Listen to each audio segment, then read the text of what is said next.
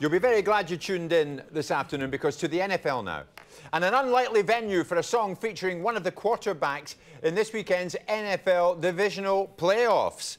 Now, the venue, I can tell you, is Yorkshire. And there's a man, we can cross here live now and speak to John Parr, famous for his title song of the 1980s Brat Pack film, St. Elmo's Fire. John, good afternoon to you.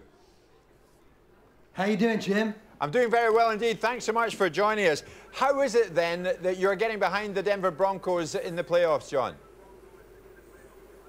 It was an accident at first, Jim. I was pitching a song for Monday Night Football up at ESPN when Tim was announced as the starting quarterback for Denver. And they just said, would you mind playing St. Elmo's Fire in his shirt, which I did. But I just threw in Tim Tebow's Fire. And it just went crazy from there. And I thought, well, he's such a great guy. I actually went in and re-recorded the song and changed the lyrics to really suit him. Now it's gone crazy, as you know. It's gone crazy. We are assured of that. Give us a burst of this. Tim Tebow's Fire. Okay.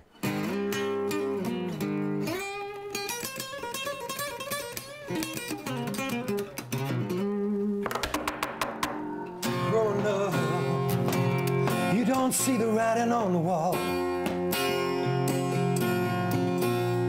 Make it fly. Give it everything, give your all. You know I'm out there, down on one knee, a prisoner, and I'm trying to break free. I can see a new horizon underneath the Denver sky. I'll be where the eagles fly, higher and higher. Gonna be a man in motion. All I need is this Broncos team. Take me where my futures lie. Tim Tebow's Fire.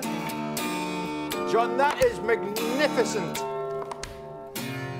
My goodness, that brought back some stirring memories for me from early 1980s. Fantastic. What is it about Tim Tebow in particular that's inspired you then to recreate what is your greatest hit? He's a complete one-off, Jim. He's a maverick. He's a man that believes in something. We all know he's religious, but I just dig people that believe in something in a world where people have lost faith, lost belief. And the other thing is he's just not afraid to be an individual. He's a complete opposite of what a quarterback should be. And if he's got nobody to throw to, he runs just like a forward in our rugby. He's the guy that should be protected, and he's often the guy leading the charge. So it's very inspiring.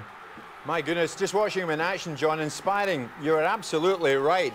I know you've worked and you've lived in the US for a while. I take it you're a big NFL fan. Are you a Denver fan? I'm a big NFL fan. I only started living out there about 6 months ago, and you know what it's like. We Brits don't really get the NFL or NASCAR, but once you're there for about 4 or 5 weeks watching it, it really steeps in. I mean, it's very, very exciting stuff. And the other great thing is people are not, violent against other teams. They just talk about it in good nature. I really like that about the kind of American view on sport. Now, from a commercial viewpoint, you want a Denver win, don't you? Because that would keep the song out there for a few weeks. Jim, if they win on Saturday, I'll be over at the Super Bowl, and if they don't, I'll be walking my dog in Yorkshire. You're banking on a win, although I know you enjoy walking that dog. What about your fans? I do. I mean, obviously, when that song came out first time around, it got a huge reaction. It's going to be the same this time, isn't it?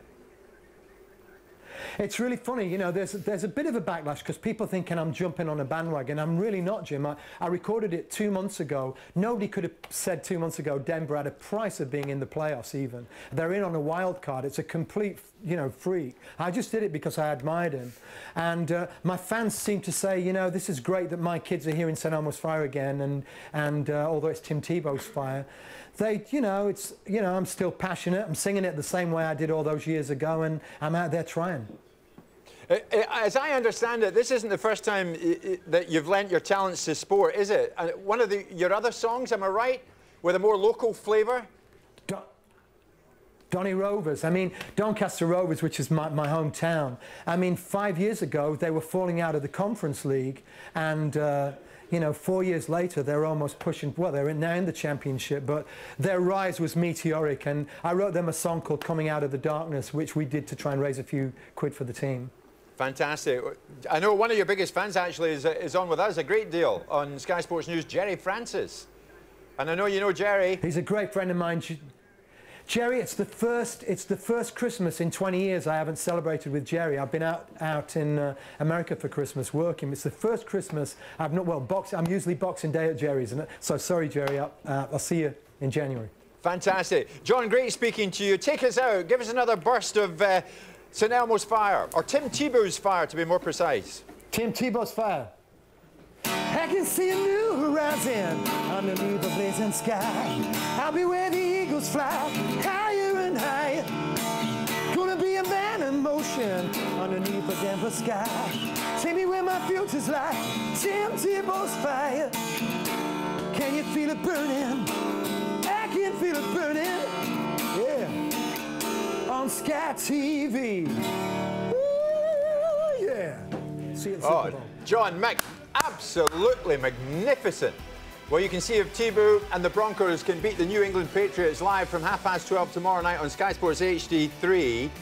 And that follows the New Orleans Saints trip to San Francisco from 9:30.